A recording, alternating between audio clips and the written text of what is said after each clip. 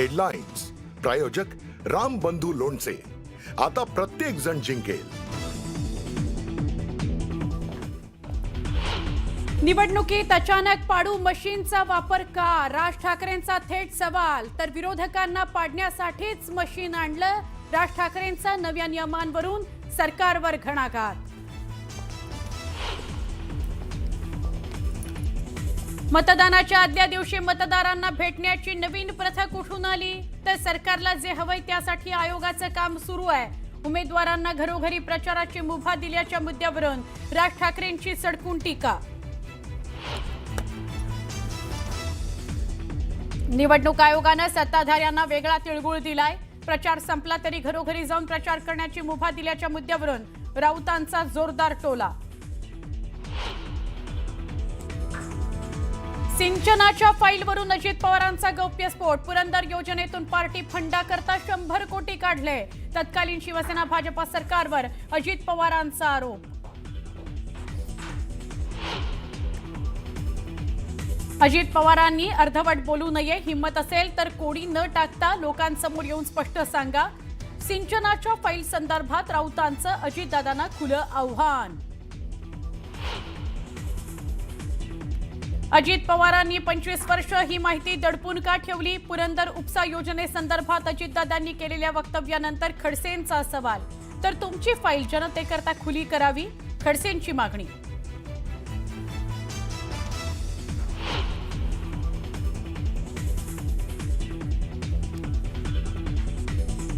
राज ठाकरे आणि उद्धव ठाकरेंनी सहकुटुंब घेतलं मुंबादेवीचं दर्शन. मतदानापूर्वी ठाकरे बंधूंनी घेतले देवीचे आशीर्वाद. संजय राऊतही होते सोबत.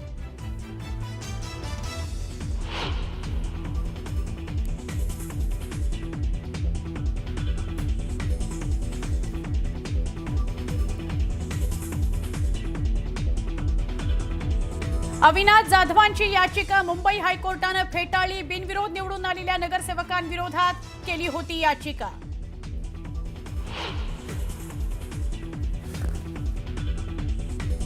"25 वर्षात काय केलं तुम्ही?" उपमुख्यमंत्री शिंदेंचा ठाकरेंना सवाल. आता आम्ही करत असलेल्या कामांमुळे 25 ते 30 वर्ष खड्डा पडणार नाही. न्यूज 18 मराठीच्या मुलाखतीत शिंदेंचा दावा.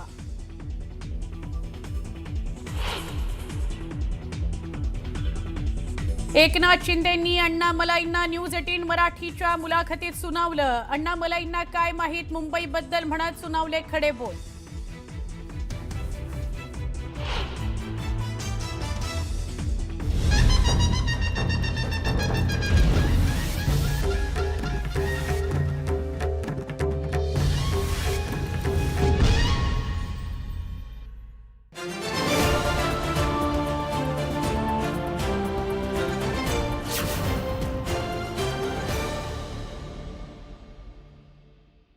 नमस्कार. महापालिकांचा महाआखाडा सुरू आहे आणि महापालिकांच्या या रणसंग्रामात आपण आता थेट बोलणार आहोत. महाराष्ट्र नवनिर्माण सेनेचे अध्यक्ष राज ठाकरे यांच्याशी स्वागत आहे तुमचं न्यूज 18 मराठीवरती. तुमचं स्वागत आहे. आम्ही अलीकडेच मराठी नामकरण केलेलं आहे आमचं. न्यूज 18 लोकमतचं आता न्यूज 18 मराठी झालं आहे. मराठीचाच मुद्दा घेऊन तुम्ही ह्या सगळ्या महापालिकेमध्ये पुन्हा एकदा मोठ्या ताकदीने उतरलेला आहात, खास करून मुंबईमध्ये. काय तुम्हाला वाटतं की मराठीचा मुद्दा घेऊन ही एवढी? मराठीचा मुद्दा हा विषय नाही आहे आता. मुंबईवरती येणारं संकट हे मला असं वाटतं हे उंबरठ्यावर येऊन ठेपलं आहे आणि त्याची मला असं वाटतं जाणीव करून देणं हे माझं पहिलं कर्तव्य आहे. निवडणुका येतील, निवडणुका जातील, परंतु एकदा ही शहरं आपल्या हातातनं गेली की ती परत येणार नाहीत. आणि त्याच्यासाठी म्हणून मी हे जे काल मी सगळं सांगितलं, काल जे मांडलं मी माझ्या सभेमध्ये, तर ते त्याच दृष्टिकोनातून मी मांडलं आणि मला असं वाटतं लोकांना समजलं असेल मी काय म्हणतोय ते. आज मुंबई आहे, उद्या पुणे असेल, उद्या नाशिक असेल. म्हणजे मराठी माणसाने मशागत केलेली, सर्वार्थाने मशागत केलेली ही सगळी शहरं, ज्याच्यामध्ये इतर पिढ्यानपिढ्या राहणाऱ्या इतर अमराठी लोकांचाही त्याच्यामध्ये सहभाग असेल, त्याबद्दल काही दुमत नाही. परंतु ज्याला आपण सांस्कृतिकदृष्ट्या, राजकीयदृष्ट्या किंवा काय आहे, तुम्ही बाहेरची राज्य आणि बाहेरची शहरं पाहिल्यानंतर आपल्या लोकांनी ही शहरं किंवा हे राज्य उभं करताना काय काय कष्ट घेतले हे आपल्याला लक्षात येईल. आणि ते बाहेर नसल्यामुळे ती माणसं सगळेजण येऊन आपलं राज्य हे पैशाने विकत घेऊन, जागा विकत घेऊन, जमिनी विकत घेऊन हे आपलं अस्तित्व कमी करून त्यांचं अस्तित्व वाढवण्याचा प्रयत्न हा जो चालू आहे. आणि आज झालं असं की केंद्र आणि राज्य आज त्यांच्या हातामध्ये आहे. आणि केंद्र राज्य तिकडे कोणाची सत्ता आहे हा माझा विषय नाही आहे, परंतु तुम्ही त्याचा आधार घेऊन ज्या वेळेला माझ्या घरात शिरायचा प्रयत्न करताय त्याच्या विरोधातली ही लढाई आहे. पण या लढाईमध्ये ज्या पद्धतीनं आता तुम्ही शब्द ठाकरेंच्या नावाने दोघेही तुम्ही बंधू एकत्र आलेला आहात आणि शब्द ठाकरेंच्या नावाने तुम्ही जे आश्वासन दिलेलं आहे सगळ्या जनतेला, मुंबईला, आणि आपण म्हणूया की मोठ्या प्रमाणावरती ही सगळी शहरं सारख्याच प्रश्नांमधनं जात आहेत, तर अशा वेळेला तुम्हाला असं वाटतं का की विरोधक जे आहेत किंवा आत्ता सत्ताधारी पक्षामधला भाजप आहे जो तुम्हाला म्हणतोय की तुम्ही म्हणजे विकास विरोधी आहात? याच्यात विकास विरोधाचा काय संबंध येतो?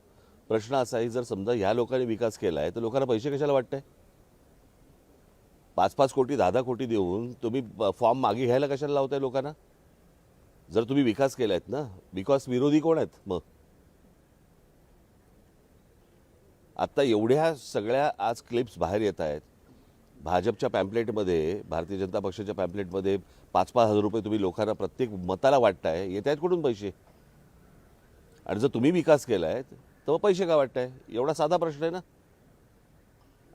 आणि मी ज्या वेळेला समजा बोलतोय की बाबा काय गौतम अडाणीबद्दल बोलतोय, मी गौतम अडाणी हा माझा विषय नाही आहे.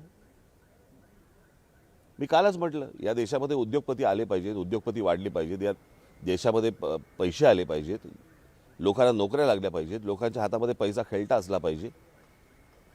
आमच्या भविष्यातल्या येणाऱ्या पुढच्या पिढ्या, मुलं मुली यांचे संसार उभे राहिले पाहिजेत, त्यांची घरं भरली पाहिजेत. उद्योगपती नाकारणारा मूर्ख माणूस मी नाही आहे. परंतु एका उद्योगपतीवरती 10 वर्षामध्ये, फक्त 10 वर्षाच्या काळामध्ये एवढी मेहरबानी का झाली हे मला असं वाटतं देशाला कळलं पाहिजे.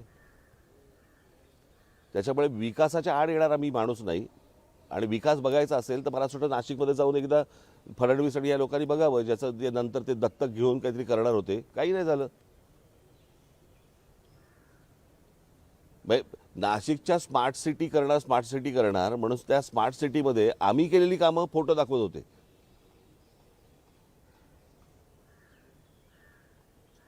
ह्यांनी काय नव्याने केलं ते तर सांगा मला. आता कोस्टल रोड मुंबईमधला, या कोस्टल रोडचं भूमिपूजन, त्याचा आराखडा, त्याच्या सगळ्या गोष्टी या उद्धव ठाकरेंनी केल्यात. त्याचे फोटोही जाहीर केले काल. प्रश्न असा आहे ना की विकासाच्या आड आम्हाला यायचं नाही आणि येणार पण नाही आम्ही. परंतु तो विकास हा इथल्या भूमिपुत्रांसाठी, मराठी माणसांसाठी उपयोगाचा असेल तर त्या विकासाला अर्थ आहे ना. मराठी माणसाच्या थडग्यावरती तुमचा विकास जर घडणार असेल तर काय चाटायचा तो विकास? पण तुम्हाला हे असं वाटतंय की जाणून बुजून खरंच मराठी माणसाला अशा पद्धतीने? मला नाही वाटत आहे. मला असं वाटतं हा पत्रकार, पोलीस, प्रशासन, इतर सगळे जेवढ्या गोष्टी, एक माणूस इथे येतो कोणतरी UP बिहारचा आणि तो तुम्हाला सांगतो की इथल्या महानगरपालिकांमध्ये स्थानिक लोक जे उत्तर भारतातले लोक आहेत ह्यांना नोकऱ्या मिळायला पाहिजेत. सातारा, सांगली, कोल्हापूरवरनं हे बाहेरची लोक येतात आणि नोकऱ्या घेऊन जातात. बाहेरची सातारा, सांगली, कोल्हापूर हे बाहेरचे म्हणतात.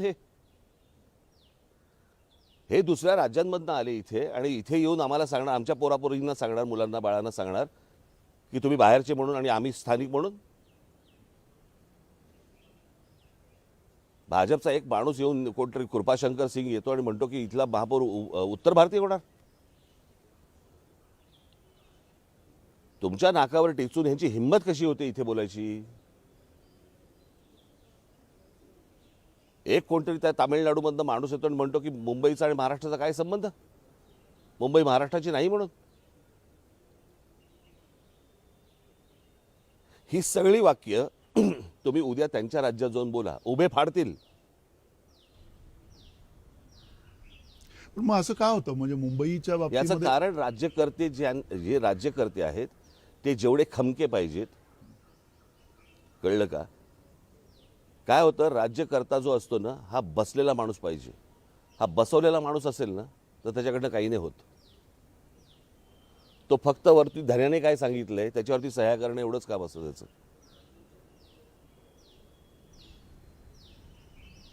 पण राष्ट्रीय पक्ष म्हणून जे आहेत, भाजप आज राष्ट्रीय पक्ष आहे. मग राष्ट्रीय पक्ष तो त्यांचे इथले मुख्य जे असतील ते ठरवणार, ते त्यांना तिथे ठरवू देत ना, असणार. माझं काय म्हणणं नाहीये त्याच्याबद्दल. परंतु तिथे तुमचे कोणते मध्य प्रदेशचे कोण होते?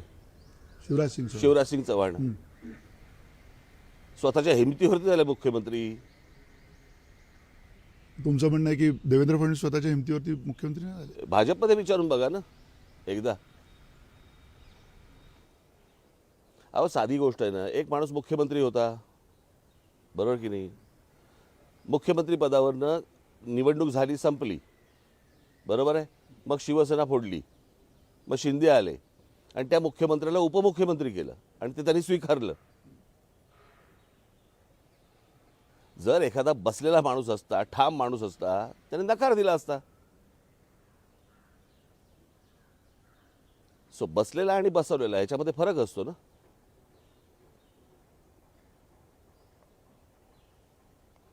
मी तुम्हाला एक खरं सांगू का, जो भारतीय जनता पक्ष जो होता, जो आम्ही पूर्वीपासून पाहत आलो ना, आज तो भारतीय जनता पक्ष नाही उरलाय.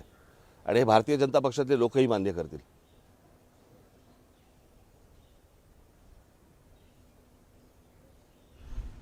तुम्हाला असं वाटतं की राज्यामध्ये आता खऱ्या अर्थाने त्या प्रादेशिक अस्मितेची, प्रादेशिक पक्षांची तेवढीच गरज आहे, किंवा संपूर्ण अर्थातच गरज आहे. भारताच्या अर्थातच राजकारणात गरज आहे. अहो मुळात हा कधी देश नव्हता हो. ज्यांना आज आपण